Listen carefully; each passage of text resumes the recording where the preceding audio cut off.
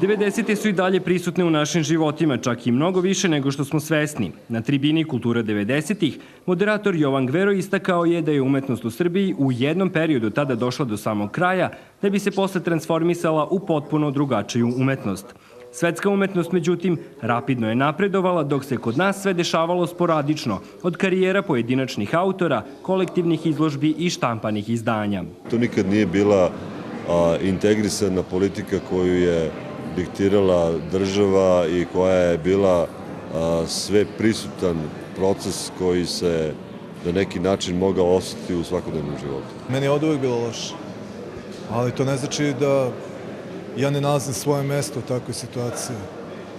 Radi se o tome da je otići negdje i živjeti negdje drugde mnogo teže. Ja nisam imao snage za to. Probao sam da ovde napravim neki život za koji sam verovao da može se napravi.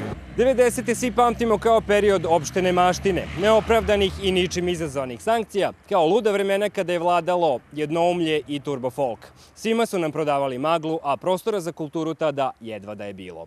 Uvijek ima prostora za kulturu. Naš najveći problem je jedna potpuna dezorijentacija, međusobno.